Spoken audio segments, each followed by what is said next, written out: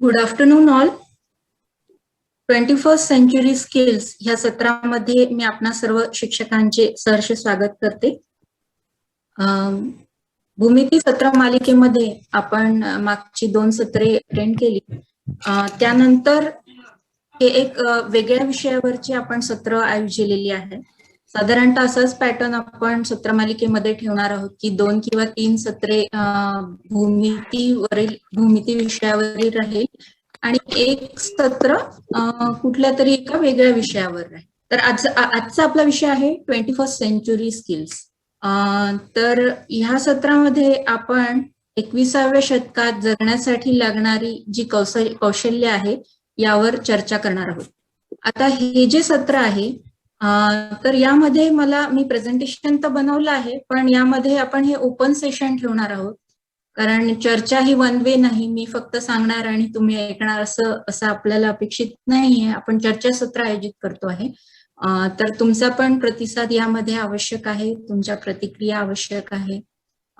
तर तुम्ही सत्रामध्ये केव्हा पण अनम्यूट करून बोलू शकता, आपले मत व्यक्त करू शकता आणि फक्त आपलं बोलणं झाल्यानंतर माईक पुन्हा म्यूट करून ठेवा, म्हणजे बॅकग्राऊंड नॉईज येणार नाही, एवढीच रिक्वेस्ट आहे.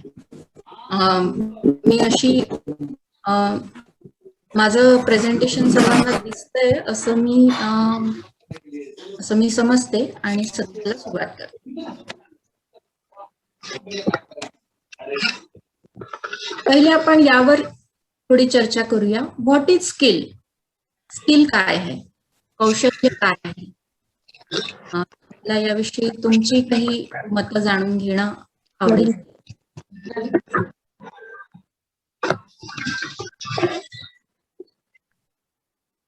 स्किल काय आहे, कौशल्य काय असतं, स्किल्स तुम्हाला माहिती आहेत?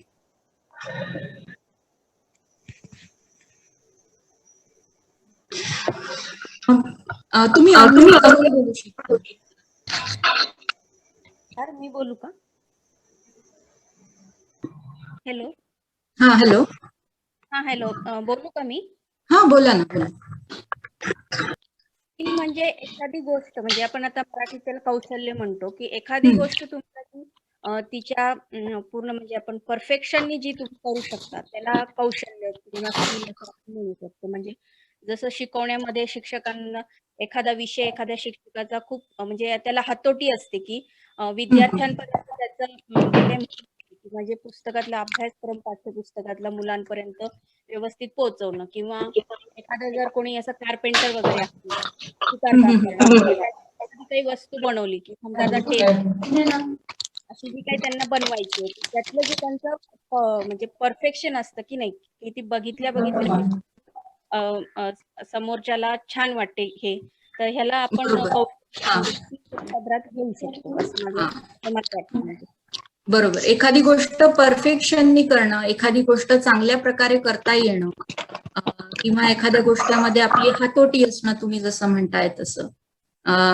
तर एखादी गोष्ट करता येणं आणि एखादी गोष्ट चांगल्या प्रकारे करता येणं ह्यामध्ये पण थोडासा एक हे असतो की लोक करतात आपण, पण ती गोष्ट चांगल्या प्रकारे करता येणं, त्यामध्येच आपण त्याचा म्हणतो.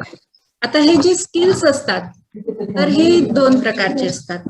टेक्निकल स्किल्स असतात आणि सॉफ्ट स्किल्स असतात. टेक्निकल स्किल्स म्हणजे ज्या गोष्टी आपण समजा हाताने करण्याच्या गोष्टी आहेत समजा, किंवा आपले बुद्धी वापरून करण्याच्या गोष्टी आहेत. म्हणजे एखादा आर्टिस्ट असेल तर तो त्याचं कौशल्य कशात असतं की एक छानशी अशी कलाकृती तयार करणं, ते त्याचं स्किल असतं. ते पण टेक्निकल स्किलच झालं. आणि बुद्धीने एखादी गोष्ट विचार करण्यासाठी, म्हणजे काहीतरी एक चांगला विचार त्यामध्ये घडवण्यासाठी, त्यामध्ये सुद्धा टेक्निकल स्किल झालं. आपण टेक्निकल स्किल्स मध्ये समजा आयटीचे स्किल्स आपण त्यामध्ये धरू शकतो. हे सर्व प्रकारचे जे स्किल्स असतात ते टेक्निकल स्किल्स झाले. सॉफ्ट स्किल्स म्हणजे जे आपण व्यवहारामध्ये उपयोगात आणतो, जे लिडरशिप स्किल्स किंवा बोलण्यातले जे स्किल्स असतात, तर ते आपण त्याची जे काही कॅटेगरायझेशन आहे ते पुढे बघतो. तर साधारणतः आपल्याला ही गोष्ट लक्षात म्हणजे एक गोष्ट चांगल्या प्रकारे हातोटीने आणि एखाद्या परफेक्शननी करता येणं. तर ही कौशल्य आपण आता बघणार आहोत. तर ही एक गोष्ट आपण लक्षात घेणार. आता एक क्वेश्चन आहे माझ्याकडे. Do we remember all the marks that we scored in class 1, 2, 3, 4, 5, 7, 8 and so on? No. तर पहिल्या वर्गापासून ते 8व्या 9व्या 10व्या वर्गापर्यंत आपले 10वीचे सोडा पण 9व्या वर्गापर्यंतचे मार्क्स आपल्याला आपल्या लक्षात राहतात. दुसऱ्याच्या तर सोडाच पण आपल्या लक्षात तर ते नक्कीच नाही लक्षात राहत असंच त्याचं उत्तर आहे. मग काय पण मग काय लक्षात राहतं आपल्याला शालेय जीवनांपैकी किंवा आपण लहान असतानाचे जे काही आपले अनुभव आहेत. But we do remember the incidents, experiences that we had in school, in market, with friends, in travels. तर मग शाळेत असतानाचे किंवा बाहेरच्या जगात वावरतानाचे किंवा आपल्या मित्रांसोबतचे किंवा एखाद्या प्रवासाला जातानाचे जे काही अनुभव असतात ते आपल्याला न विसरता येण्यासारखे असतात. ठीक आहे. आणि पुढे हे अनुभव आपल्याला काय देतात हे अनुभव आपल्याला तर those experiences have given us various skills and have made us what we are today. म्हणजे हे जे काही अनुभव असतात वेगवेगळे ते अनुभव आपल्याला कौशल्य देत असतात. In fact more the skills we gain through our experiences the better the human beings we become. म्हणजे अशा प्रकारचे वेगवेगळे अनुभव घेत जे आपण कौशल्य आत्मसात करतो अनुभवातून आणि त्या मार्गामधून आपण एक व्यक्ती म्हणून विकसित होतो. तुम्ही हे ऍग्री करता का हे वाक्य त्याविषयी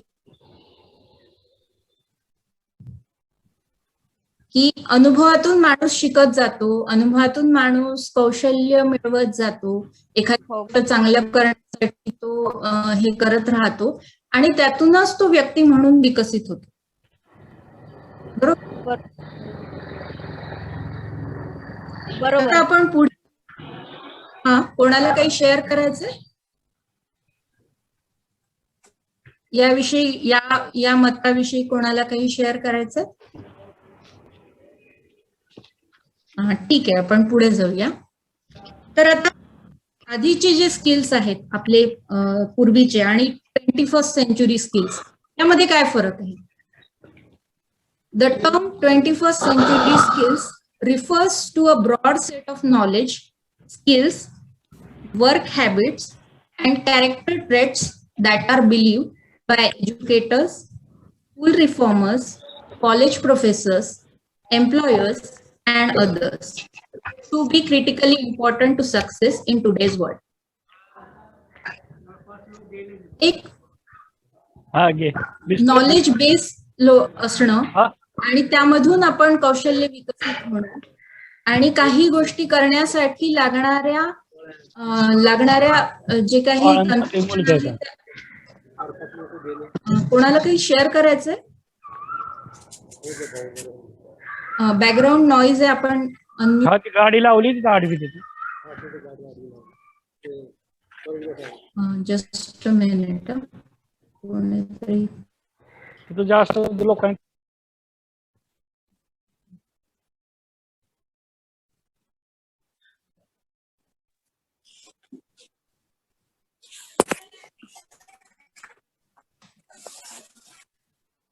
तर 21व्या शतकामध्ये जगताना ही जी काही ब्रॉडर सेट ऑफ स्किल्स असतात ते आपल्याला ज्ञान देतात किंवा त्यातून आपल्याला जे काही काम करण्याची हातोटी आहे ती विकसित होते किंवा आपल्या व्यक्तिमत्वातल्या काही अशा गोष्टी असतात की ज्या स्किल्स म्हणून पुढे येतात. तर ह्या आहेत 21st सेंचुरी स्किल्स. आता यामध्ये विचार करण्यासारखी अशी गोष्ट आहे की काही स्किल्स जे आहेत ते काळाप्रमाणे आउटडेटेड होत जातात. की सुरुवातीला आपण जे बघितलं की जेव्हा आपलं कम्प्युटर आलं होतं, म्हणजे कम्प्युटर बद्दल सगळ्यांमध्ये त्याचा प्रसार होत होता, तेव्हा एक फोर्ट्रॉन आणि बेसिक अशा काही लँग्वेजेस होते, टेक्निकल लँग्वेजेस. तर त्या लँग्वेजेस ऑब्सोलीट होत गेल्या. ऑब्सोलीट म्हणजे काळाच्या ओघात त्या मागे पडल्या आणि नव्या नव्या लँग्वेजेस IT मध्ये विकसित होत गेल्या. त्यामुळे पर्टिक्युलरली इन्फॉर्मेशन टेक्नॉलॉजीच्या क्षेत्रामध्ये आपण बघतो की आज मागच्या वर्षी शिकलेली गोष्ट पुढच्या वर्षी उपयोगात राहतेच असं नाही, कारण ते बदलत जातं. आणि हे फक्त इन्फॉर्मेशन टेक्नॉलॉजी याच्या संदर्भातच नाही आहे, तर हे विविध क्षेत्रामध्ये आपण बघू शकतो. आता जर समजा पॉवर सेक्टरची आपण गोष्ट घेतली, ऊर्जा क्षेत्राची, तर ऊर्जा क्षेत्रात आहे पूर्वीपासून कोल बेस किंवा कोळशाच्या याच्यावर जे काही पॉवर प्लांट सुरू होते, तर त्यामध्ये नवीन नवीन टेक्नॉलॉजीज येत गेल्या आणि स्किल्स आपण म्हणतो सोलर एनर्जी किंवा विंड एनर्जी, सौर ऊर्जा किंवा पवन ऊर्जा, तर हे सगळं विकसित होत गेलं. मग त्यामध्ये सुद्धा काही ना काही असे स्वतःचे त्यामध्ये त्या गोष्टी किंवा ऊर्जा निर्माण करण्यासाठी जे काही अभियंत्याजवळ लागणारे जे काही कौशल्य आहे ते बदलत गेले. आता साधी गोष्ट जर आपण घेतली तर हातमाग. तर हातमागावरचे जे काही आपले कपडे विणण्याचे जे काही कारागीर होते, तर त्यांचे पण कौशल्य हे कुठेतरी काळाच्या ओघात मागे पडत गेले. हे तुम्ही मान्य करत असते. आता समजा आपण म्हटलं की काही कारागिरांचे कौशल्य ते तसेच कायम राहावे किंवा ते कौशल्य पुढच्या पिढीपर्यंत पोहोचावे म्हणून ते जतन करण्यासाठी आपल्याला विशेष प्रयत्न करावे लागतात. का करावे लागतात? कारण काळाच्या ओघात ही कौशल्य मागे पडतात. कारण यंत्रांवरून तयार झालेले कपडे किंवा यंत्रांवरून तयार झालेले जे काही हे आहे ते कमी खर्चात आणि कमी वेळात होत असल्यामुळे त्याला जास्त मागणी आहे. तर मग हे जे कौशल्य आहे हे बदलत जातात. मग अशा बदलत्या काळामध्ये जर आपल्याला आत्ता आपण जे काम करतो आहे ते जर स्किल आउटडेट झालं तर मग काय, असा प्रश्न पडतो. आणि आपल्यापेक्षा जास्त पुढच्या पिढीला जास्त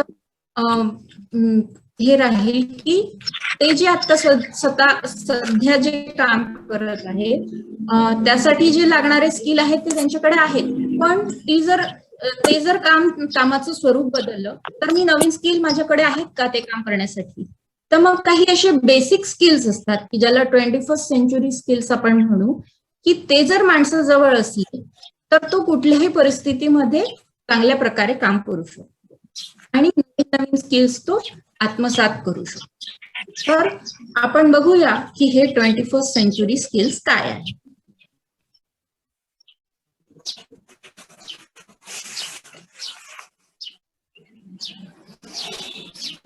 आतापर्यंत कोणाला काही याविषयी शेअर करायचं आहे किंवा काही सांगायचं आहे किंवा काही तर म्हणजे मी जे काही एक्सप्लेन केलं त्यामध्ये आपल्याला काही अडचणी आहेत?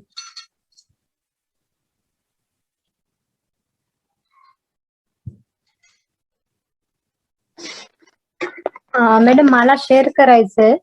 हा बोला. जर आपण जे म्हणतोय की सगळं जे काय काय स्किल्स किंवा काय काय टेक्नॉलॉजी आउटडेट होत चालली आहे, तसं कॉम्प्युटर मध्ये बघितलं तर आधी एक फ्लॉपी डिस्क म्हणून होती, जर आठवत असते तर आपल्याला, ते आउटडेटेड झाली. मग आता CD पण येत नाही. आता नवीन टेक्नॉलॉजी, नवीन लॅपटॉप मध्ये CD प्लेअर पण येत नाही. आता सगळं ब्लूटूथ वर असतं आणि ब्लूटूथ वरून ऑनलाईन असतं, म्हणजे काहीतरी पाहिजे तर आपल्याला ऑनलाईन मिळून जातं. म्हणजे हे तर रिसेंटच, म्हणजे जवळ फ्लॉपी डिस्क 15-16 वर्ष झाले आणि ते फ्लॉपी डिस्क गेली आणि CD आली. तर CD तर जर आपण लाईफ स्पॅन बघितलं तर ते लवकरच ती गेली आणि पेन ड्राईव्ह आली. बरोबर, ते शेअर करायचं होतं. अगदी बरोबर उदाहरण आहे त्याचं. यामध्ये काय असतं की ठीक आहे, ह्या गोष्टी ऑब्सोल्यूट होत जातात, त्यासोबतचे जे काही स्किल्स असतात, म्हणजे CD तयार करण्याचं काही तुमचं हे असेल, मार्केट असेल, तुमचा जॉब असेल आणि CD तुम्हाला हे करून, तर त्यासोबतचे जे जॉब्स आहेत ते मार्केटमधून गायब होतात आणि मग नंतर नवीन मग काय करायचं, तर मग नवीन काहीतरी आपल्याजवळ कौशल्य असणं आवश्यक असतं आणि म्हणूनच 21st सेंचुरी स्किल्स मुलांजवळ असणं हे आवश्यक आहे. तर आता आपण बघूया की काय आहे 21st सेंचुरी स्किल्स. तर त्यामध्ये मेन कॅटेगरीज आहेत 3Ls. 3Ls. 3Ls म्हणजे काय? लर्निंग स्किल्स, लिटरसी स्किल्स आणि लाईफ स्किल्स. Learning skills. आता नवीन ज्ञान आत्मसात करण्यासाठी जी कौशल्ये लागतात त्याला आपण लर्निंग स्किल्स म्हणतो. म्हणजे कुठेतरी एखादी नवीन गोष्ट तुम्हाला शिकायची आहे तर ती कशी शिकायची, तर त्याच्यासाठी जे लागणारे जे स्किल्स आहेत त्याला म्हणायचं learning skills. Literacy skills. Skills that help in creating and gaining new knowledge through reading, media and digital resources. म्हणजे यामध्ये लिटरसी स्किल्स मध्ये लिहिता वाचता येणे हे स्किल्स अपेक्षित नाही, ते सर्वांकडे आहे असं आपण गृहीत धरूया की शाळेत जातात आहेत म्हणजे त्यांना लिहिता वाचता येतं. That is not a literacy skills. पण एखादं ज्ञान वाचनातून किंवा आजकाल जे डिजिटल मीडिया आहे, ब्लॉग्स आहेत किंवा वेबसाईट्स आहेत किंवा आपले युट्यूब सारखे व्हिडिओ चॅनेल्स आहेत, व्हिडिओज थ्रू, तर ह्या सगळ्या डिजिटल मीडियामधून किंवा वाचनातून नवीन ज्ञान आत्मसात करता येणं. कारण इन्फॉर्मेशन, माहितीचा खजिना इंटरनेटवर भरपूर आहे. आपण जे पाठ्यपुस्तकात वाचतो ते सगळं इंटरनेटवर आहेच, पण त्या व्यतिरिक्त त्याची जी सपोर्टिव्ह माहिती आहे ती सगळी इंटरनेटवर आहे किंवा वेगवेगळ्या पुस्तकांमध्ये आहे. मग ह्या सगळ्या पुस्तकांमधून किंवा ह्या सगळ्या माहितीतून नवीन ज्ञान कसं आत्मसात करायचं, याची जे काही स्किल्स आहेत ते आहेत लिटरसी स्किल्स. तिसरी गोष्ट आहे life skills. Skills required for successfully leading everyday life. म्हणजे दैनंदिन जीवनात आपण एक उत्तम जीवन जगण्यासाठी जी काही कौशल्ये लागतात त्याला म्हणायचं लाईफ स्किल्स. म्हणजे आपण इतरांशी कसं वागतो यामध्ये किंवा आपण स्वतःशी पण कसं वागतो यावर आधारित जी कौशल्य आहे ती आहेत लाईफ स्किल्स. तर 3Ls 21st century skills, learning skills, literacy skills आणि लाईफ स्किल्स. आता पुढे पुन्हा आपण कॅटेगरायझेशन केलं, कारण मी आता जे काही एक्सप्लेन केलं त्याच्यात मी स्किल्सवरची उदाहरणं दिले नाही की कोणत्या प्रकारचे स्किल आहेत. मी लर्निंग स्किल म्हटलं, पण लर्निंग स्किल म्हणजे कोणत्या प्रकारचे स्किल ते आपण आतापर्यंत डिस्कस केलं नाही. तर लर्निंग स्किल्स मध्ये येतात 4 Cs. 4 C येतात. तर C वरून तयार होणारे कोणते स्किल्स तुम्हाला माहिती आहेत? मी प्रश्न विचारते की माहिती आहेत C वरून आपल्याला माहिती आहेत का कोणते स्किल्स, कौशल्य असे C वरून सुरू होणारे?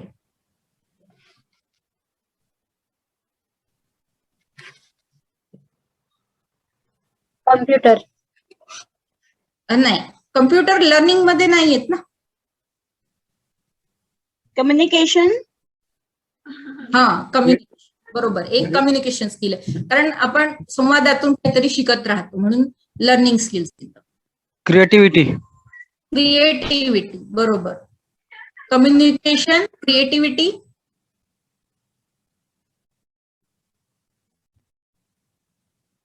काउन्सिलिंग. नाही, काउन्सिलिंग नाही.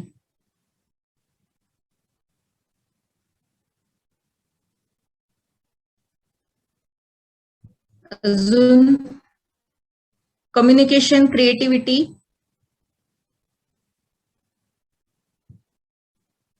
यामध्ये तिसरं आहे क्रिटिकल थिंकिंग. तिसरं म्हणण्यापेक्षा ते पहिलंच आहे, क्रिटिकल थिंकिंग. आणि चौथं आहे कोलॅबोरेशन. ठीक आहे, कम्युनिकेशन, क्रिटिकल थिंकिंग, कोलॅबोरेशन आणि क्रिएटिव्हिटी असे 4. लीडरशिप. सी म्हटलं मी. अच्छा. लर्निंग स्किल्स मध्ये 4 C झाले. आता आपल्याला कोलॅबोरेशन. हा, तर आपण ह्या चार्ट प्रमाणे जातोय आपण. लिडरशिप पण एक स्किल आहे, पण ते पुढे आहे. तर लिटरसी स्किल्स मध्ये IMT. ओके, तर लिटरसी मध्ये इन्फॉर्मेशन लिटरसी, मीडिया लिटरसी आणि टेक्नॉलॉजी लिटरसी. आणि लाईफ स्किल्स मध्ये तुम्ही जसं म्हणता L म्हटल्यानंतर लिडरशिप अँड रिस्पॉन्सिबिलिटी ज्याला आपण म्हणतो. तर फ्लिप्स मध्ये तुम्ही काय सांगू शकाल? काही तुम्हाला कल्पना आली का त्याच्यामध्ये? L सांगितलं तुम्ही, लिडरशिप. थोडस कठीण आहे सांगायला. C थोडस सोपं होतं म्हणून मी C विचारलं, पण हे थोडेसे नवीन असे लाईफ स्किल्स आहेत आपल्याकडे. तर F म्हणजे फ्लेक्झिबिलिटी अँड हे काय आहेत हे आपण पुढे बघूया. फक्त टर्मिनॉलॉजी मी तुम्हाला सांगते आहे. 4 C's आपण बघितले, IMT बघितलं. F म्हणजे फ्लेक्झिबिलिटी आणि अडॅप्टेबिलिटी. फोकस. L म्हणजे नाही, F म्हणजे फ्लेक्झिबिलिटी अँड अडॅप्टेबिलिटी. L म्हणजे लिडरशिप अँड रिस्पॉन्सिबिलिटी. I म्हणजे initiative and self direction. P म्हणजे पेशन्स. P म्हणजे प्रोडक्टिव्हिटी. अच्छा. प्रोडक्टिव्हिटी. आणि S म्हणजे social and cross cultural interaction. हे थोडंसं कठीण आहे फ्लिप्स मधले जे हे आहेत ते लाईफ स्किल्स, पण ते आपण पुढे बघूया की ते कसं इव्हॉल्व्ह होत जातं. तर हे बघितलं 4 C's: critical thinking, creativity and innovation, collaboration, IMT, information literacy, media literacy, technology literacy. Flips: flexibility and adaptability, leadership and responsibility, initiative and self direction, social and cross cultural interaction. P राहिला त्याच्यामध्ये लिहायचं. ते P म्हणजे productivity. आपण पहिलं जे आहे critical thinking, याच्याविषयी थोडी चर्चा करूया. Thinking itself is a skill. Thinking itself is a skill म्हणजे विचार करणं हे पण एक कौशल्य आहे. कसं? How? Skill is the ability to do something well. म्हणजे एखादी गोष्ट चांगल्या प्रकारे करता येणं हे कौशल्य आहे. Thinking is the processing of thoughts to consider और रिझन अबाउट समथिंग. ओके, विचार करणं काय आहे की विचारांची जी काही प्रक्रिया आहे ती चालू राहणं आणि एका पाठोपाठ एक चॅनेल असतं आणि त्यानुसार एका चांगल्या प्रकारे विचार करता येणं, ही आपण थॉट प्रोसेस, थिंकिंग प्रोसेस असं म्हणू शकतो. When thoughts are channelize and used properly to understand, analyze, interpret, and reach to a conclusion, then it can be seen as a thinking skill. Anything when used systematically can do wonders. Same goes with thinking. म्हणजे ही जी विचार करण्याची जी तुमची पद्धत आहे त्याला एक channelise, त्याला एक मार्ग दाखवणं आणि विचार करताना समजून घेणं, त्याचं विश्लेषण करणं, अॅनालाइज, इंटरप्रेट, त्याच्यावरून निष्कर्ष काढणं आणि निष्कर्षापर्यंत पोहोचणं, रीच टू अ कन्क्लुजन. तर हे सगळं जे काही थॉट प्रोसेस आहे, असा विचार करता येणं हे पण एक स्किल आहे. आपण जेव्हा आपण म्हणतो गणिताचे शिक्षक आहे तेव्हा आपल्यामध्ये थिंकिंग स्किल्स इनहरंट असतात, म्हणजे आपल्याकडे असतात ते स्किल्स, कारण आपण गणित सोडवू शकतो विचार करून, डोकं लावून, है ना. त्यामुळे thinking itself is a skill. तर क्रिटिकल थिंकिंगला जीवनामध्ये खूप जास्त आवश्यक अशी ही स्किल आहे. क्रिटिकल थिंकिंगचा पर्पज काय आहे? Critical thinking is required for a learner to think in a clear, rational, logical and independent manner. म्हणजे आपण जेव्हा विचार करतो तेव्हा तो विचार स्पष्ट असावा आणि तो विचार रॅशनल असावा, म्हणजे त्याच्यामध्ये इमोशन्स इन्व्हॉल्व नसतील, पण एका रॅशनली तुम्ही काहीतरी गोष्टीचा तुम्ही विचार करत आहात. तो विचार लॉजिकल असावा, म्हणजे काहीतरी लॉजिक त्याच्यामध्ये असावं आणि आपण आपले स्वतःचे विचार असे इंडिपेंडंट, असे स्वतंत्र विचार असतात, स्वतंत्रपणे विचार करता येणं, म्हणजे दुसऱ्याच्या सहाय्याने नाही, पण स्वतंत्रपणे विचार करता येणं, ही आहे आपलं critical thinking. To think in a clear, rational, logical and independent manner. मग हे क्रिटिकल थिंकिंग आपण पुढे क्रिटिकल थिंकिंग करताना काय करता येईल, म्हणजे कशा प्रकारे डेव्हलप होतं क्रिटिकल थिंकिंग. तर क्रिटिकल थिंकिंग मध्ये का नाही जाते,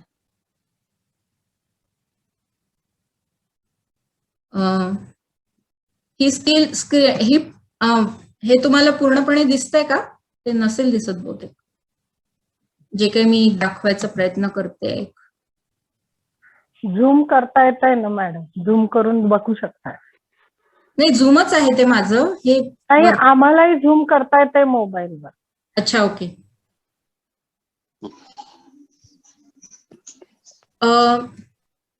क्रिटिकल थिंकिंग करताना आपण हा एक चार्ट आपण बघतोय पुढे.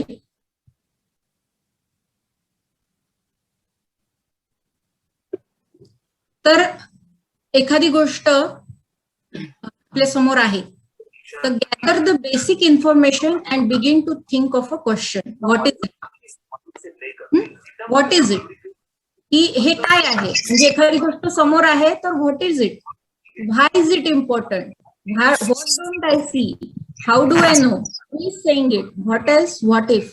हे असे व्हॉट, व्हाय, वेअर, हाऊ असे जे काही क्वेश्चन्स असतात ते आपल्या डोक्यात येतात एखादी गोष्ट समोर असेल तेव्हा, किंवा एखादी गोष्ट आपल्याला सॉल्व्ह करायची असेल तेव्हा. तर what if, what is it म्हणजे gather the basic information and begin to think of questions. म्हणजे समोर एखादी गोष्ट असेल तर त्याचा आपण विचार करायला लागतो, की त्यामधले आपण प्रश्न जाणून घेतो. आणि मग ही जी समोर गोष्ट आहे ती खरंच आपल्याला इम्पॉर्टंट आहे का, खरंच त्याचं सिग्निफिकन्स आहे का, त्याचं खरंच महत्व आहे का, आणि ते तुम्हाला म्हणजे तुम्ही त्याविषयी ऍग्री करत असाल अथवा नाही करत असाल. व्हॉट डोंट आय सी, समोर जे काही आहे त्यामध्ये असं काही आहे का की जे मला दिसत नाहीये. Is there anything important missing, म्हणजे ह्यामध्ये मी जी काही गोष्ट आहे त्यामध्ये काहीतरी मिसिंग लिंक आहे का. आणि मग जर ती मिसिंग लिंक आहे तर ती मी जाणून घेण्यासाठी कुठून ती इन्फॉर्मेशन गोळा करू. हाऊ डू आय नो, म्हणजे जर मला काही माहित नसेल, मला काही दिसत नसेल, तर मग मी ती कशी गोळा करू. How do I no, who is saying it, आणि मग ती गोष्ट आहे ती कोणी म्हटली आहे आणि ती का म्हटली आहे. What's the position of the speaker and what is influencing them, त्यांनी ती का म्हटली आहे स्पीकरने.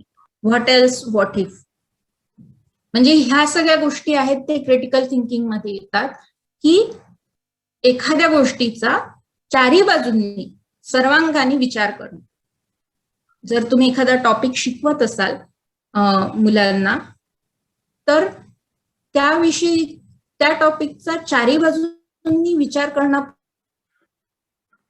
हळूहळू शिकता यावं लागेल. मॅथ्सच्या दृष्टीने मॅथ्स हा असा एक सब्जेक्ट आहे की क्रिटिकल थिंकिंग तो मुलांमध्ये आपोआप डेव्हलप करतो. जेव्हा एखादं गणित, कठीण गणित जर तुम्ही मुलांसमोर ठेवलं आणि मुलांनी ते स्वतःहून सोडवलं तर त्याला एक वेगळाच आनंद मिळतो, कारण तो स्वतः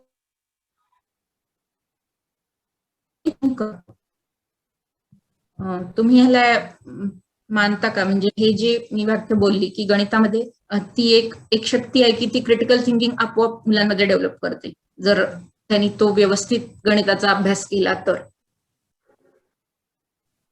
याविषयी आपलं काही मत जाणून घ्यायला मला आवडेल.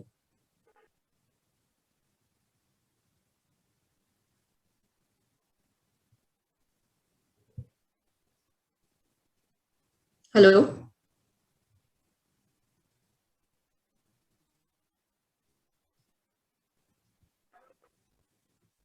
हॅलो, माझं बोलणं ऐकू येत आहे. हॅलो, येतंय मॅडम, येते madam. Yes ma'am, yes yes. तर एक मी जे म्हणत होती की क्रिटिकल थिंकिंग जे आहे ते आपण मुलांमध्ये गणितांमधून आपोआप ती डेव्हलप होऊ शकतं. बरेचसे वेज आहेत की ज्याच्यामुळे क्रिटिकल थिंकिंग मुलांचं डेव्हलप होतं किंवा आपलं स्वतःचं डेव्हलप होतं. तर एखादी जर तुम्ही टॉपिक दिला मुलांना ह्याच्या पुढे, मग ते डेव्हलप कसं करायचं क्रिटिकल थिंकिंग, तर तुम्ही मुलांना प्रश्न तर विचारू शकता, पण ते मुलांकडनं प्रश्न येणं अपेक्षित आहे. मुलांचं प्रश्न विचारणं कमी होत आहे का याच्याकडे तुम्ही बघू शकता की जास्तीत जास्त प्रश्न मुलांकडून, म्हणजे एखादा टॉपिक संपला की मुलांकडनं प्रश्न आलेच पाहिजे याविषयी तुम्ही जर भर दिला तर ते क्रिटिकल थिंकिंग हळूहळू डेव्हलप व्हायला सुरुवात होईल. म्हणजे जर तुम्ही एका पाठ्यपुस्तकातला एखादा भाग शिकवला विज्ञानातला आणि ते जे काही क्वेश्चन्स आहेत पाठ्यपुस्तकाच्या मागे दिलेले, त्याच्या व्यतिरिक्त काही क्वेश्चन्स तुम्ही स्वतः डेव्हलप करा. ही असाइनमेंट जर तुम्ही मुलांना दिली तर सोर्सेस न बघता ते काही प्रश्न विचारू शकतात का किंवा काही प्रश्न फ्रेम करू शकतात का हे तुम्ही बघू शकता. किंवा आपण स्वतः पण याविषयी क्रिटिकली थिंक करू शकतो की आपल्याला काही प्रश्न स्वतः डेव्हलप करता येतात. तर ही क्रिटिकल थिंकिंग जी स्किल आहे ती फार महत्वाची आहे आणि ती विकसित करण्याच्या पण काही पद्धती आहे. जसं मी म्हटलं की पाठ्यपुस्तकातला जो शेवटचे प्रश्न असतात त्याच्या व्यतिरिक्त प्रश्न तुम्ही तयार करा. क्रॉस क्वेश्चनिंग करा, म्हणजे एखादा प्रश्न विचारला तर प्रतिप्रश्न विचारा. म्हणजे प्रश्न आणि प्रतिप्रश्न हा पण एक क्रिटिकल थिंकिंग डेव्हलप करण्याचा एक भाग असतो.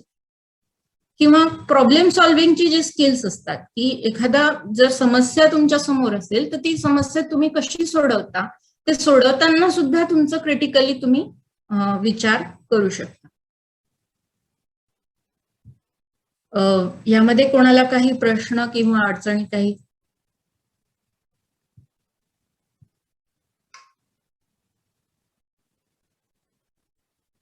नाही.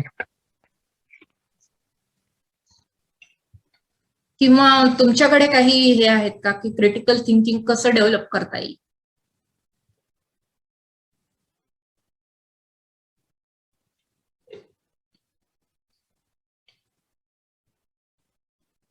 ओके, हे क्लिअर आहे असं मी हे करते आणि पुढे जाते. आपला बराचसा पोर्शन आहे अजून कव्हर व्हायचा. क्रिएटिव्हिटी अँड इनोव्हेशन पुढचं जे आहे आपलं ते आहे सृजता. क्रिएटिव्हिटीला मराठीत काय म्हणता येईल? सृजनशीलता. सृजनशीलता, सृजनात्मकता. आता ह्याचा काय आपल्या जीवनातलं महत्व आहे? To encourage students to try and learn new things. म्हणजे तीच गोष्ट नाही आपल्याला करायची आहे, पण नवीन काहीतरी शिकायचं आहे, नवीन गोष्टी आत्मसात करायच्या आहे, क्रिएटिव्हिटी त्यामुळे आपल्याला एनहान्स होत आहे. To improve communication and social skill. ह्याच्यामध्ये काहीतरी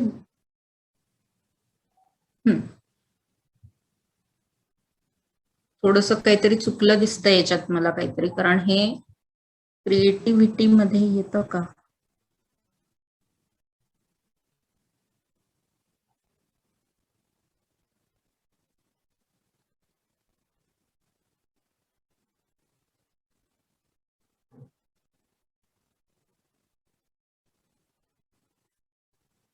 ओके, मुलांची सृजनात्मकता आपण कशी वाढवू शकतो?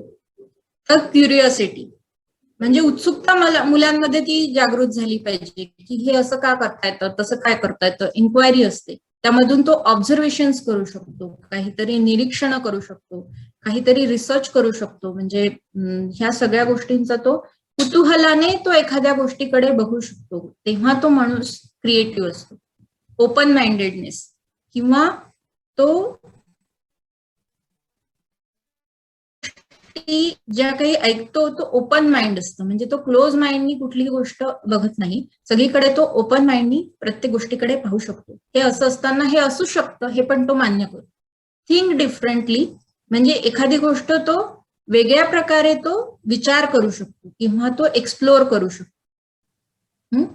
तर इमॅजिनेशन, खूप जास्त इमॅजिनेशन पॉवर असते त्याच्यामध्ये. जी काही कल्पनाशक्ती जी आहे ती अतिशय छान अशी डेव्हलप झालेली असते. काही आयडियाज असतात आणि सिलेक्ट फ्रॉम द बेस्ट, म्हणजे जे काही असेल त्यामधून तो चांगल्या प्रकारे तो चांगल्या गोष्टी उचलतो. जिथे कुठं काही चांगलं दिसलं आहे तो ते आत्मसात करतो. प्रॉब्लेम सॉल्व्हिंग म्हणजे एखादा प्रॉब्लेम आहे तो सॉल्व्ह करताना तो प्रॉब्लेम आयडेंटिफाय करतो, त्याला रिस्पॉन्ड करतो आणि ती गोष्ट सोडवण्यासाठी वेगवेगळ्या प्रकारच्या ज्या काही पद्धती आहेत तो ते शोधून काढतो. तर ही जी काही क्रिएटिव्हिटी आहे, जे काही इनोव्हेशन आहे, हे डेव्हलप होणं मुलांमध्ये आजच्या जगामध्ये आवश्यक आहे. म्हणजे साचेबद्धपणा जो आपण म्हणतो तो साचेबद्धपणा उपयोगात येणार नाही. कुठेतरी काहीतरी त्याला नवीन स्किल्स, क्रिएटिव्हिटी फक्त ही आर्टमध्येच असेल असं नाही आहे. क्रिएटिव्हिटी तुमच्या सायन्समध्ये पण असू शकते. हे तुम्ही त्यावर थोडा विचार करा की आपण एक म्हणतो की बा क्रिएटिव्ह पर्सन आहे, तर मग तो आर्टिस्टिक आहे का असं आपण म्हणू शकतो.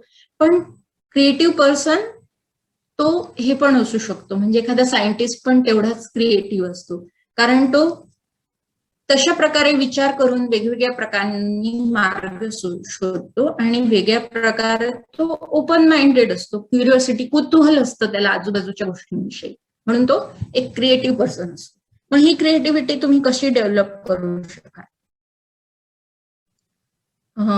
कशी डेव्हलप करू शकाल मुलांमध्ये क्रिएटिव्हिटी? याचं काही आहे तुमच्या, म्हणजे याविषयी तुम्ही काही मत मांडू शकाल? त्यांना कोड वगैरे देऊन.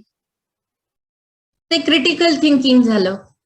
कोड देणं, कोड जे तुम्ही देत आहात तर ते क्रिटिकली थिंक करून तुम्हाला ते सॉल्व्ह करायचंय. मुलांना आपण सायन्स मधले विविध प्रोजेक्ट देऊ शकतो की म्हणजे आता कसं आपण अन्न साखळी वगैरे जी आहे, तर मग ती कशा पद्धतीने तुम्ही म्हणजे ते त्याचं प्रतिकृती तयार करून दाखवू शकता. अशा पद्धतीचे काही त्यांना जर प्रोजेक्ट दिले त्यांच्यातली क्रिएटिव्हिटी प्रोजेक्ट बेस्ड देणं. हा बरोबर. आणि ते वेगळ्या पद्धतीने ते कसे मांडता आहात, त्याची मांडणी कशी केली आहे प्रोजेक्टची, आणि आपण त्यांचे स्किल्स डेव्हलप होतील किंवा त्यांना काय काय वेगवेगळं सुचतंय अशा पद्धतीने आपण ते करू शकतो. बरोबर. हा एक पॉइंट छान आहे की प्रोजेक्ट देणं आणि ते प्रोजेक्ट त्यांना जे काही सुचत आहे त्यानुसार ते कसं ते प्रोजेक्ट, त्यांची इमॅजिनेशन पॉवर, कल्पनाशक्ती मुलांची कशी वाढवावी.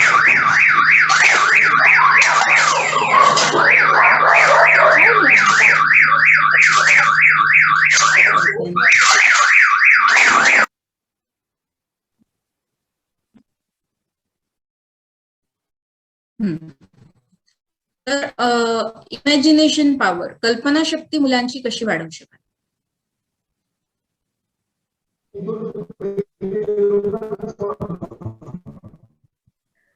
त्यांना एखादी अर्धवट स्टोरी देऊन ती पूर्ण करायला लावायची. प्रत्येक जण त्यांच्या त्यांच्या कल्पनाशक्तीनुसार वेगवेगळ्या पद्धतीने पूर्ण करतो मॅडम. बरोबर, अगदी बरोबर. स्टोरी टेलिंग थोडस आउट ऑफ द बॉक्स त्यांनी विचार केला पाहिजे. अशा पद्धतीच्या समस्याही त्यांच्या समोर ठेवल्यात. बरोबर. आउट ऑफ द बॉक्स अशी काहीतरी त्यांच्या समोर, आणि एखादी स्टोरी असेल की ती तुम्ही पूर्ण करा, किंवा एखादं चित्र असेल, तुम्ही जर चित्र दिलंय तर त्या चित्रात तुम्ही काय बघू शकता, म्हणजे त्या चित्राचा वेगवेगळ्या प्रकारे तुम्ही निष्कर्षापर्यंत तुम्ही पोहोचू शकता. कारण चित्राकडे बघितल्यानंतर एकाचा विचार आणि दुसऱ्याचा विचार सारखा असेल, जे समोर दिसतंय आणि त्या चित्राच्या मागे जे काही आहे ते तुम्ही बघू शकता का? तर त्यामध्ये आपला ओपन माइंडेडनेस डेव्हलप. ठीक आहे. हा एक आपण क्रिएटिव्हिटी आणि इनोव्हेशन याकडे बघितलंय.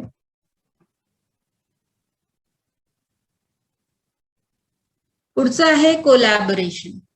कोलॅबोरेशन म्हणजे सोबत काम करणं. Collaborative skills empower students to work together in groups to solve a given problem. ठीक आहे. म्हणजे आता जर मुलं सोबत काम करण्याला, या टीम वर्कला आपण जे म्हणतो, नवीन जी टर्मिनॉलॉजी आहे टीम वर्क मध्ये सोबत काम करणं आणि एकमेकांच्या सहकार्याने एखादी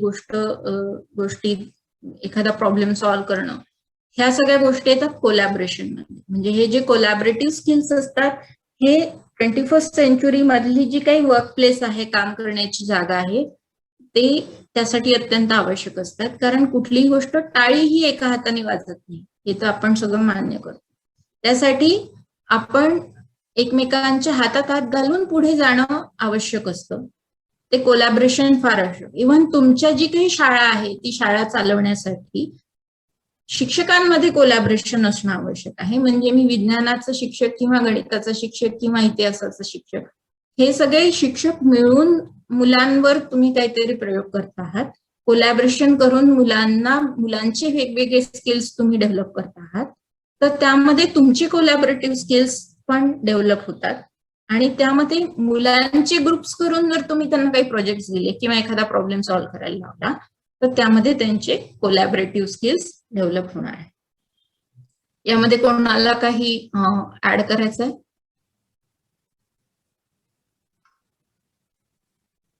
कोलॅबरेशन, साथी हात बढाना.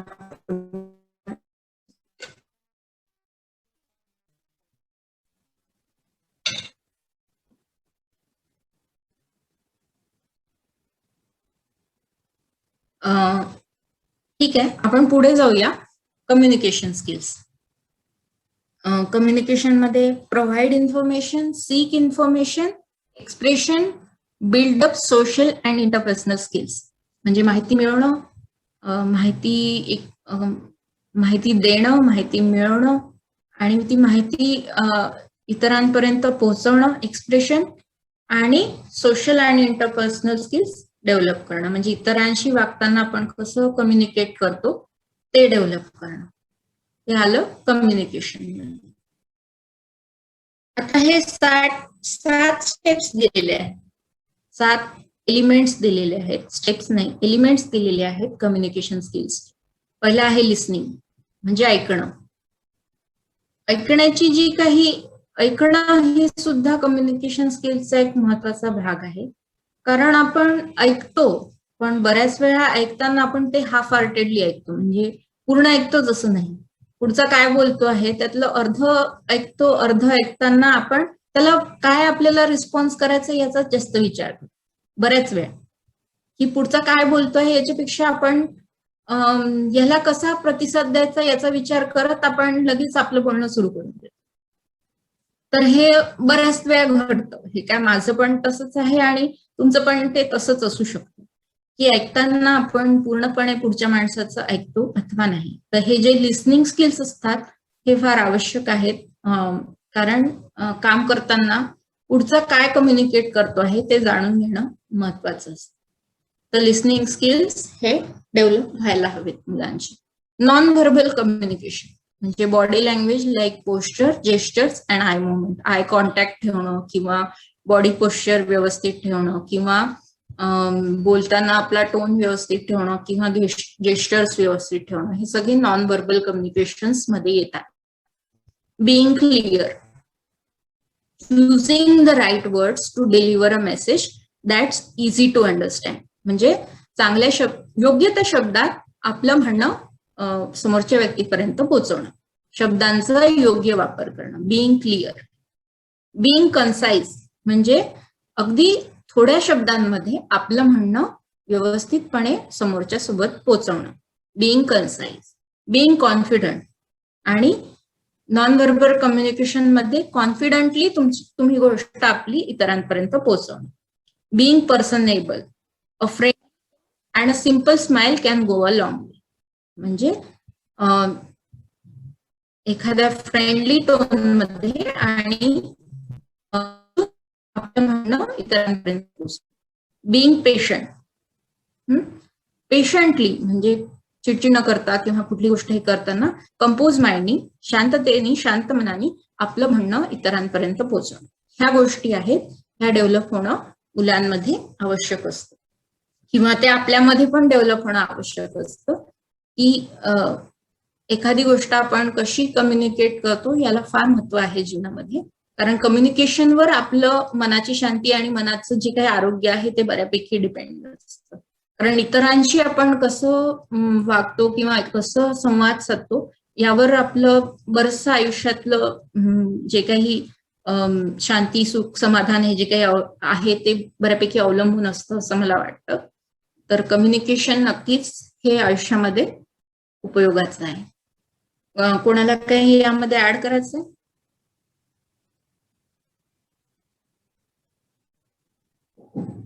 आता कम्युनिकेशन डेव्हलप करण्याचे बरेचसे मार्ग असू शकतात. तर म्हणजे समजा रिटर्न कम्युनिकेशन असेल तर मग लिखाण मुलांचं चांगलं व्हावं यासाठी आपण वेगवेगळ्या ऍक्टिव्हिटीज घेऊ शकतो किंवा बोलणं असेल तर वक्तृत्व स्पर्धा घेऊ शकतो किंवा ह्या ज्या काही नेहमीच्या ज्या पद्धती आहेत त्याच पद्धती इथे पण आहेत. सॉफ्ट स्किल्सचे, कम्युनिकेशन स्किल्सचे वेगळे ट्रेनिंग्स असतात, तर ते ट्रेनिंग्स पण मुलं अटेंड करू शकतात पुढे जाऊन. तर ते फार उपयोगाचे असतात. म्हणजे ऑनलाईन पण तुम्ही कम्युनिकेशन स्किल्सचा एखादा क्लास करू शकता. वेगवेगळ्या भाषांमध्ये आपण कम्युनिकेट कसं करावं. आता इंग्लिश ही भाषा असते तर मुलांना तो एक न्यूनगंड असतो जर इंग्लिश बोलता येत नसेल तर त्याचे पण असतातच कोर्सेस इंग्लिश कम्युनिकेशन किंवा कुठल्याही बाबतीत आपण किंवा एखाद्या गोष्ट कम्युनिकेट करताना कशा प्रकारचे कौशल्य असावेत याचे पण काही कोर्सेस असतात, तर ते मुलं करू शकतात. आता आपण आपले हे जे झाले ते झाले लर्निंग स्किल्स. आता आपले पुढे जातोय आपण लिटरसी स्किल्स कडे. लर्निंग स्किल्स मध्ये आपण बघितलं कम्युनिकेशन बघितलं, कोलॅबोरेशन बघितलं, क्रिटिकल थिंकिंग बघितलं आणि काय बघितलं अजून, क्रिएटिव्हिटी बघितली. तर आता the road to digital literacy. Citizenship चुकलेलं आहे इथे, डिजिटल लिटरसी पाहिजे तिथे. लिटरसी, टेक्नॉलॉजी लिटरसी आणि इन्फॉर्मेशन लिटरसी असे 3 भाग याच्यामध्ये आहेत. Digital literacy, use technology and internet responsibly and safely. म्हणजे जी काही इंटरनेट आहे ते व्यवस्थित तुम्ही अगदी रिस्पॉन्सिबली वापरणं आवश्यक आहे. कारण त्यामध्ये इंटरनेट मुलांनी वापरण्यामध्ये बऱ्याचशा काही समस्या आहेत. त्या समस्या येऊ नयेत आणि सेफली मुलांनी इंटरनेट वापरता यावं म्हणून डिजिटल लिटरसी आवश्यक आहे. आणि डिजिटल लिटरसी मध्ये मग जे काही टेक्निकल स्किल्स असतील तर ते आहेत. तर कशा प्रकारे डिजिटली, कारण माहितीचा खजिना हा आजकाल डिजिटलीच आहे बऱ्यापैकी, तर मग त्यामध्ये मुलांना डिजिटल लिटरसी येणं अपेक्षित आहे, असणं अपेक्षित आहे. Technology literacy, use online tools and applications to collaborate, share, create, inform and enrich. म्हणजे टेक्निकल जे काही ऑनलाईन टूल्स असतात, समजा ब्लॉग्स आहेत किंवा मग काही वेबसाईट्स आहेत किंवा टूल्स जे आपण म्हणतो, किंवा समजा Microsoft word, Microsoft power point किंवा जे काही एक्सेल शीट्स किंवा पॉवर पॉइंट प्रेझेंटेशन, तर हे वेगवेगळे जे टूल्स आहेत, जर फोटोग्राफी असेल तर फोटोशॉप मुलांना येत आहे का, किंवा ऍनिमेशन करता येत आहे का मुलांना, तर हे सगळं टेक्नॉलॉजी लिटरसी मध्ये येतं. की नवीन नवीन जी टेक्निकल मॅडमनी मगाशी काहीतरी कम्प्युटर बद्दल सांगितलं, तर ते कम्प्युटर हाताळता येणं हे सगळं टेक्नॉलॉजी लिटरसी मध्ये येतं की कम्प्युटर मुलांना व्यवस्थित प्रकारे हाताळतात. आजकाल मुलांना जर ते अवेलेबल करून दिलं तर ते मुलं आजकाल कम्प्युटर बऱ्यापैकी चांगल्या प्रकारे वापरू शकतात, हे आहेच. अवेलेबिलिटी असणं ही गोष्ट वेगळी, पण अवेलेबल असेल तर ते व्यवस्थित हाताळतात. पण त्यामध्ये पण वेगवेगळे टूल्स असणं किंवा IT मधले जे काही स्किल्स आहेत ते पण मुलं विविध कोर्सेस ऑनलाईन असतातच, युट्यूबवर तर ते फ्रीली अवेलेबल असतात, तर ते मुलं करून टेक्नॉलॉजिकली ते टेक्नोसेव्ही बनू शकतात. इन्फॉर्मेशन लिटरसी, माहितीचा जी काही साक्षरता आहे की एखादी माहिती जी आहे ती वेगवेगळ्या सोर्सेस मधून, ती प्रिंट मीडियामध्ये असेल किंवा पुस्तकांमध्ये असेल किंवा डिजिटल मीडियामध्ये, तर माहिती कुठून गोळा करायची, आणि ती प्रोसेस कशी करायची, की ती जी माहिती आहे ती दुसऱ्यांना सांगण्यासाठी त्यावर काय प्रक्रिया करायची हे माहिती असणं, ही पण इन्फॉर्मेशन लिटरसी मध्ये येतं. आणि त्या माहिती जी आहे ती खरंच अॅक्युरेट आहे का, किंवा ती खरंच, जर डिजिटल मीडियावर बघितलं तर बऱ्याचदा माहिती ही मिसइंटरप्रेट केलेली असते, किंवा चुकीची माहिती पण बऱ्याच प्रकारे सर्क्युलेट होते. मग ती माहिती बरोबर आहे अथवा नाही हे पडताळून पाहणं हे इन्फॉर्मेशन लिटरसी मध्ये. तर IMT हे आपण यामध्ये बघितलं. पर्पज काय, IMT makes the learning environment more interesting than a traditional classroom environment and helps the students perform better in the respective careers.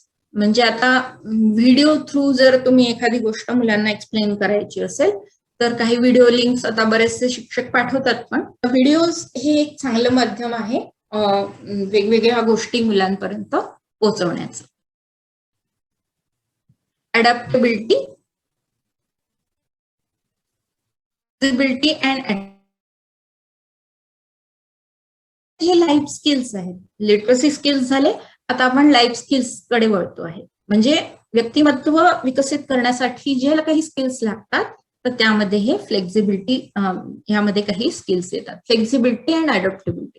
Flexibility is a critical quality of an individual team to adjust or change oneself to best meet the needs of a situation or environment.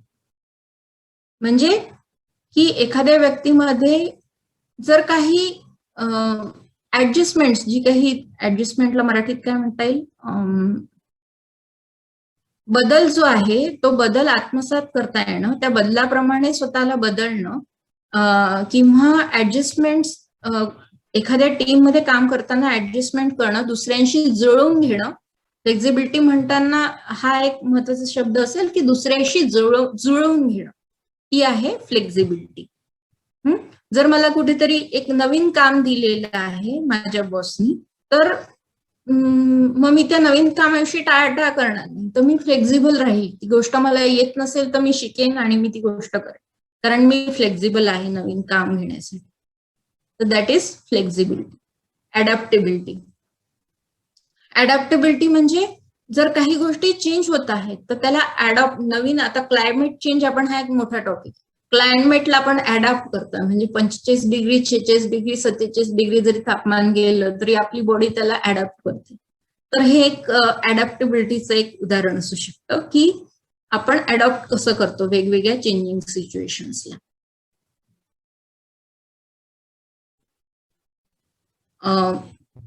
ह्यामध्ये कोणाला काही विचारायचं आहे किंवा व्यक्त करायचं आहे?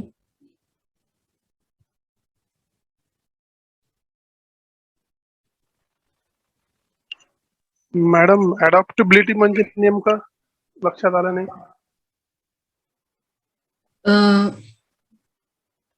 Adaptability म्हणजे एखादं चेंजिंग काहीतरी प्रॉब्लेम असेल, चेंजिंग सिच्युएशन असेल, तर त्याला अडॅप्ट करणं म्हणजे त्या सिच्युएशनला जुळवून घेणं. अनुकूल सुद्धा म्हणता येईल. अनुकूलता. हा, मराठी थोडस एकदम कठीण जाते, इंग्लिश टू मराठी. एक मिनिट, मी शेअर करू का? हा, बोला सर. याला आपण अनुकूलन म्हणतो. अनुकूलन म्हणजे समोरच्या परिस्थितीशी जुळवून घेता येणं असं. हा, टेम्परेचर वाढलं की त्याप्रमाणे जुळवून घेतो, टेम्परेचर कमी झालं तर जास्त घेतो. हे तसं टेम्परेचर हे नाही, त्याप्रमाणे आपण ह्याच्याशी पण जुळवून घेतो की हा जो बदल आहे आता आपलं ठरलं होतं की यावेळी हे व्याख्यान झालं पाहिजे. आता नेट गेलं तर आम्ही 10 मिनिटांनी उशिरा सुरू करू. नाही, टाइम म्हणजे टाइम, वेळ म्हणजे वेळ, असं न होता तर परिस्थितीशी जुळवून घेणं हे जे आहे that is adaptation. Thank you sir. पुढचं जे आहे ते महत्वाचं आहे, लिडरशिप स्किल्स. ह्यामध्ये एक प्रिन्सिपल ऑफ लिडरशिप, मी एक वाक्य इथे शेअर करते. You inspire people not by you are, but by showing them how amazing they are. म्हणजे आपण कसे आहोत हे सांगण्यापेक्षा, आपण किती चांगले आहोत हे सांगण्यापेक्षा, तुम्ही आपल्या समोरचा व्यक्ती किती अमेझिंग आहे हे त्यांना दाखवून देणं, हे लीडरशिपच्या तत्वाचं, हे लीडरशिपचं सार आहे. You inspire people not by showing them how amazing you are, but by showing them how amazing they are. Leadership is the life skill that helps one learn the art of building relationships within teams, define identities, and achieve tasks effectively. Responsibility includes demonstrating integrity and ethical behavior by the students towards building safe and positive classroom environment. आता leadership skills जे आहेत ते ग्रुपमध्ये किंवा team मध्ये काम करताना आपण दुसऱ्यांना मार्ग कसा दाखवतो, की दुसऱ्यांकडनं काम करताना, एखादी गोष्ट अचीव करताना, एखादा टास्क कंप्लीट करताना आपण पुढाकार घेऊन स्वतः कसं ते टास्क अचीव करतो, इतरांना कसं इन्स्पायर करतो की ते टास्क करण्यासाठी, ह्यावर लीडरशिप स्किल्स डेव्हलप होतात. आणि मुलांची लीडरशिप स्किल्स डेव्हलप होण्यासाठी सोबत काम करणं एखाद्या प्रोजेक्टवर, हेच मला असं वाटतं त्यामध्ये महत्वाचं आहे, की एखादा प्रोजेक्ट ग्रुप्स बनवून मुलांना त्यामध्ये काम करायला लावून, यामधून जो लीडर असतो ज्याच्यामध्ये अंगभूत लीडरशिप स्किल्स असतात ते आपोआपच पुढे येतात आणि ते डेव्हलप होत जातात. आता यामध्ये दोन अंग असू शकतात, की एखाद्यामध्ये अंतर्भूतच लीडरशिप स्किल्स असू शकतात आणि एखाद्याला ते डेव्हलप करावे लागू शकतात. म्हणजे जर अंतर्भूतच जर एखादा लीडर असेल, म्हणजे महात्मा गांधींसारखा, की जो स्वतःच एक व्यक्ती होता, की जो एक मोठा लीडर होता, तर तो इतरांच्या जीवनामध्ये तो काही ना काही आपल्या ठसा उमटवू शकत होता. पण एखादा लीडर असा असेल की ज्याला प्रयत्न करावे लागू शकतील की एखादी गोष्ट अचीव करण्यासाठी, बरोबर. तर ही लीडरशिप स्किल्स डेव्हलप होण्यासाठी ग्रुपनी काम करणं. आता आपल्याला जी काही आहे ती लीडरशिप स्किल्सचीच जास्त आवश्यकता आहे. जो ज्या प्रकारे कोरोना प्रत्येक ठिकाणी असा वाढत चाललाय पूर्ण जगामध्ये, तर स्ट्रॉंग असे चांगले लीडर्स असणं की जे सिच्युएशन कंट्रोलमध्ये आणता येणं, हेच सर्वात जास्त महत्वाचं आहे कुठेतरी. म्हणून लीडरशिप स्किल्स हे आवश्यक आहे. तर ते डेव्हलप करणं मुलांमध्ये हे पण आपल्या हातात आहे. तर लीडरशिप मध्ये काय येतं? पॉवर.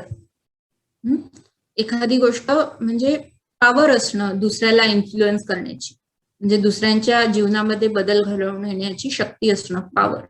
सपोर्ट म्हणजे समोरच्याला सपोर्ट देणं, की एखादी गोष्ट जर समोरच्याला समजत नसेल तर मग ती समजावून देणं, त्याला काही मदत हवी असेल तर ती मदत देणं. टीमवर्क, सोबत काम करणं, मोटिवेशन, प्रेरणा देणं. कॉम्पिटन्स म्हणजे एखादी स्पर्धात्मक असा दृष्टिकोन असणं. आणि स्पर्धा म्हणजे काय, तर ती चांगली स्पर्धा म्हणजे जी सेल्फ कॉम्पिटन्स आहे तोच वाढवणं, म्हणजे इतरांची तुलना न करणं, पण स्वतःला कुठेतरी सतत डेव्हलप करत राहणं. वेगवेगळे स्किल्स घेणं आणि रिस्पॉन्सिबिलिटी घेणं, म्हणजे एखादी गोष्ट आहे तर ती गोष्ट मी पूर्णत्वास नेईन याची जबाबदारी पत्करणं. जबाबदारी घेणं, जबाबदारी अंगावर घेणं, ही एक रिस्पॉन्सिबिलिटी डेव्हलप करणं यामध्ये येतं. कम्युनिकेशन, जो काही लीडर असेल त्याचं कम्युनिकेशन हे चांगलं असणं आवश्यक आहे. तर हे लीडरशिपमध्ये वेगवेगळे अंग आहेत लीडरशिपचे. Initiative and self direction. तर मग जे काही इनिशिएटिव्ह तुम्ही घेत आहात आणि तर त्यामध्ये तुमचे गोल सेटिंग्स काही असू शकतात. तर ते गोल्स तुम्ही जे काही आहेत ते कसे अचीव करत आहात, की जे काही वेळ दिलेला आहे त्या वेळेमध्ये तुम्ही एखादी गोष्ट कशी अचीव करत आहात, स्वतः इंडिपेंडेंटली तुम्ही कसे काम करत आहात. आणि बी सेल्फ डायरेक्टेड लर्नर्स, म्हणजे आपलं जे काही म्हणजे कोणी मला सांगणार नाही की मी काय शिकावं, कारण मला माहिती आहे की मला काय शिकायचं आहे, मला याच्यातून काय घ्यायचं आहे. किंवा एखादी गोष्ट जर मला माहिती नसेल तर मग मी ती माहिती करून घेण्यासाठी माझी शिकण्याची तयारी आहे. बी सेल्फ डायरेक्टेड लर्नर्स, म्हणजे मला सेल्फ लर्निंग जे आपण म्हणतो ते मुलांमध्ये डेव्हलप होणं यासाठी आवश्यक असतं. Initiative provides an opportunity to act or take charge before others. पुढाकार घेणं. Self direction is the ability to set goals related to learning, plan for the achievement of those goals, independently manage time and effort, and assess the quality of learning experience. ठीक आहे, म्हणजे आपलं काहीतरी गोल आहे, काही ध्येय आहे आपल्या समोर, ते ध्येय साध्य करण्यासाठी मी काहीतरी शिकतो आहे, काहीतरी प्लॅनिंग करतो आहे आणि मी ते ध्येय गाठण्यासाठी काही वेळ आणि काही प्रयत्न मी करतो आहे आणि त्या प्रकारे मी स्वतःला पुढे नेतो आहे. Self direction. तर हे इनिशिएटिव्ह आणि सेल्फ डायरेक्शन हे प्रोजेक्ट्स मधून तुम्ही मुलांमध्ये डेव्हलप करू शकता. Productivity and accountability. तर हे थोडंसं पुढचं आलं की आपण कसे प्रोडक्टिव्ह आहात, किती गोष्ट आपण एका 24 तासाच्या स्पॅन मध्ये आपण किती साऱ्या गोष्टी करतो, किती चांगल्या गोल्स आपले काही आहेत का, म्हणजे 2 years गोल आहे, 5 year गोल आहे किंवा लाईफ गोल्स आहेत, तर मग लॉंग टर्म गोल्स आहेत किंवा शॉर्ट टर्म गोल्स आहेत. तर हे सगळे गोल्स आपण मुलांना याविषयीची माहिती देणं आवश्यक आहे. तुम्ही पण याविषयी जाणून घ्या की शॉर्ट टर्म गोल्स काय असतात, लॉंग टर्म गोल्स काय असतात आणि ते गोल्स अचीव्ह करतानाचं जे काही प्लॅनिंग लागतं ते आहे ते करता येणं आपल्याला येत आहे का, किंवा टाइम मॅनेजमेंट आपल्याकडे आहे का, दिवसातला जो काही 24 तासाचा वेळ आहे तो तुम्ही कसा मॅनेज करता आहात आणि तो मॅनेज करताना आपण स्वतःला कसं डेव्हलप करतो, हे आपल्या व्यक्तिमत्वाचा कसा विकास करतो आहे. Productivity is prioritising, planning and applying knowledge and skills to make decisions to enhance quality of work in an ever changing environment. म्हणजे जे काही वर्क एन्व्हायरमेंट आहे आपलं ते बदलतं आहे आणि त्या बदलत्या एन्व्हायरमेंटमध्ये आपण किती प्रोडक्टिव्ह आहोत. Accountability is demonstrating personal integrity through appropriate resource allocation and effective time management. Accountability म्हणजे मी त्याला जबाबदार आहे, अकाउंटेबल आहे मी, म्हणजे जर त्याच्यामध्ये काही वाईट म्हणजे जर जो काही आपला रिझल्ट आहे तो अनुकूल नाही आला तर मी अकाउंटेबल आहे त्यासाठी. तर ती अकाउंटेबिलिटी असणं. Social and cross cultural interaction हे सगळ्यात महत्वाचं आहे. हे शेवटचं गोल आहे आपलं. To make students adaptive, flexible, appreciative of diversity. म्हणजे जे काही डायव्हर्स एक फील्ड असतं, डायव्हर्सिटी आपण म्हणतो युनिटी इन डायव्हर्सिटी. आपला भारत कसा आहे, विविध राज्यांमध्ये आपण बघतो की कशी डायव्हर्सिटी आहे आणि ह्या डायव्हर्सिटी म्हणजे वेगळ्या वर्णाच्या, वेगळ्या रेसेसच्या व्यक्तींसोबत तुम्ही कशा प्रकारे वागता. ठीक आहे. क्रॉस कल्चरल इंटरॅक्शन कशी तुम्ही डेव्हलप होते तुमची, याला फार महत्व आहे. कारण आपण जे बोलतो आणि समोरच्या जर क्रॉस कल्चर म्हणजे दुसऱ्या एखाद्या कल्चर मधला जर एखादा व्यक्ती असेल तर मग ते इंटरॅक्शन कसं असावं. कारण आपली जी टीम्स असतात आजकालच्या 21st सेंचुरी त्या खूप क्रॉस कल्चरल असतात. आता मी माझंच उदाहरण सांगते की मी मैसूरला होते काम करण्यासाठी. तर मैसूरला असताना माझ्या टीम मध्ये 2 तेलुगू होते, 1 तमिळ होतं, 4 कन्नडी होते, 2 महाराष्ट्रीयन आम्ही होतो. तर ही सगळी जी काही टीम होती ती डायव्हर्स टीम होती. वेगवेगळ्या याचे लोक होते, वेगवेगळ्या रेसेसचे आणि वेगवेगळ्या राज्यातले लोक त्यामध्ये होते. तर मग या सगळ्यांशी इंटरॅक्शन करताना कल्चरल डिफरन्सेस असतात, बोलण्यातले डिफरन्सेस असतात. मग ते तुम्ही कसे अडॅप्ट करता. आजकाल पुढे आपण हिंदी राज्यभाषा म्हणतोच, हिंदीनी लोक जोडले जातात. जर आपण इंटरनॅशनली कुठे असोसिएट होत असतो तर मग इंग्लिश ही लँग्वेज असते. त्यासाठी आपण बहुभाषिक असणं, मल्टीलिंगल असणं आवश्यक असतं आणि त्यासाठी आपण मग ते आपोआपच आपलं क्रॉस कल्चरल इंटरॅक्शन जे आहे ते विकसित होतं. आणि सोशल स्किल्स जे आहेत म्हणजे आपण दुसऱ्यांशी कसं वागतो, कसं बोलतो, हे सगळं त्यामध्ये येतं सोशल स्किल्स मध्ये. some lessons. Take turns, follow directions, work together, clean up, calm down, use kind words, share best efforts. हे सगळे आपले सोशल लेसन्स आहेत की सामाजिक समाजामध्ये वावरताना आपण कसे वावरतो ह्यामध्ये सोशल स्किल्स येतात. तर मुलांमध्ये हे सोशल स्किल डेव्हलप होणं हे आवश्यक असतं. तर मी बराच वेळ घेतला. आपले जवळपास सगळे 3 Ls कम्प्लीट झाले आहेत.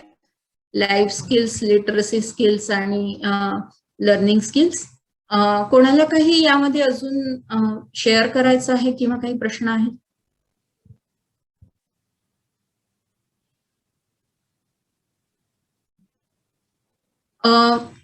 Why do we need 21st century skills? या सगळ्याची काय आवश्यकता आहे? Today, because of rapid economic and social change, schools have to prepare students for jobs that have not yet been created and technologies that have not yet been invented and problems that we don't yet know will arise. आपल्याला विद्यार्थ्यांना कशासाठी prepare करायचं आहे? तर अशा जॉबसाठी की जे अजून क्रिएटच झालेले नाही आहेत, अशा टेक्नॉलॉजीज ज्या अजून इन्व्हेंटच झालेल्या नाही आहेत आणि असे प्रॉब्लेम्स जे आपल्याला माहित नाहीये की ते येतात आहेत म्हणून आपल्या आयुष्यात. म्हणजे कोरोना सारखा प्रॉब्लेम की आपल्याला माहीतच नव्हता की असं काही होईल म्हणून, पण असं आहे आता सध्या. मग ते आपण कसं त्याला फेस करतो आहे. तर ते सगळं यामध्ये येतं की रॅपिड जो काही इकॉनॉमिक आणि सोशल चेंज आहे त्यामध्ये आपल्या विद्यार्थ्यांना आपल्याला 21st century स्किल्स देऊन आपल्याला मुलांचा व्यक्तिमत्व विकास घडवायचा आहे. तर मी हे जे काही पूर्ण आज जे डिस्कस केलं आपल्यासोबत, तर मी हे सीबीएसईने एक हँडबुक काढलाय 21st century स्किल्स म्हणून, आत्ताच काढलाय, नवीन आलेलं आहे. तर यामधून हे सगळं मी आपल्याशी डिस्कस केलं, त्यातले जे काही पॉइंट्स आहेत ते डिस्कस. तर मी जे हे हँडबुक आहे ते मी आपल्याला ग्रुपवर शेअर करेन. यामध्ये ही प्रत्येक स्किल मुलांमध्ये डेव्हलप करण्यासाठी काही ऍक्टिव्हिटीज दिलेल्या आहेत. तर त्या ऍक्टिव्हिटीज तुम्ही नक्की बघा. ते हँडबुक इंग्लिशमध्ये आहे आणि जे काही ऍक्टिव्हिटीज प्रत्येक स्किल डेव्हलप करण्यात त्या नक्कीच मुलांसोबत तुम्ही ऍक्टिव्हिटीज प्लॅन करू शकता आणि मला वाटतं नक्कीच तुम्हाला या हँडबुकचा पण फायदा होईल. तर जरूर बघा ते. मला जे काही डिस्कस करायचं होतं ते मी आतापर्यंत केलंय. कोणाला काही क्वेश्चन्स आहेत?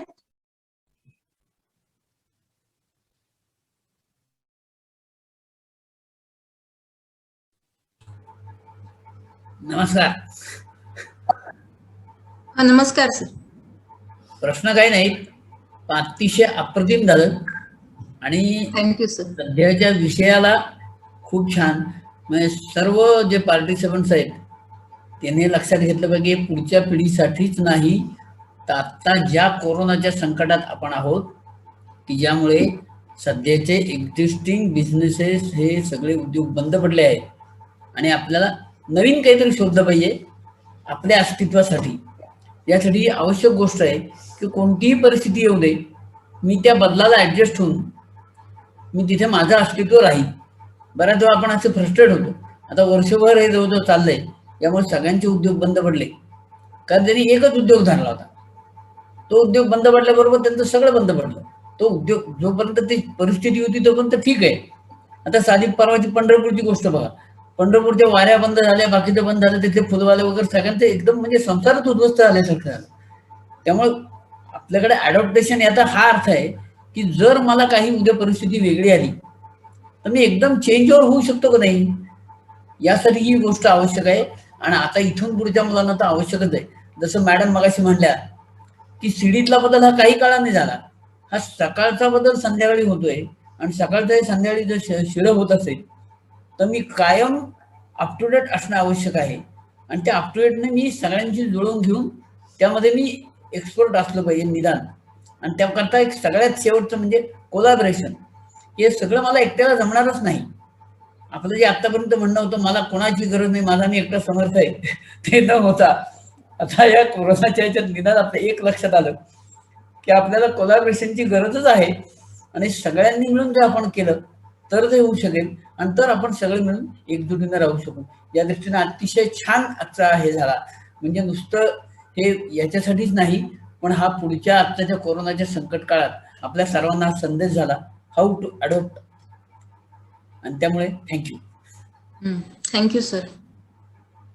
या सत्राला आपण प्रतिसाद दिला त्याबद्दल सर्वांचे मी आभार व्यक्त करते. पुढील जे काही आपलं शनिवारचं सत्र राहील ते भूमितीचं राहील हे नमूद करते आणि सत्राची सांगता झाली असे मी सांगते. तर पुन्हा एकदा थँक्यू ऑल. आपण लॉग आउट होऊ शकता.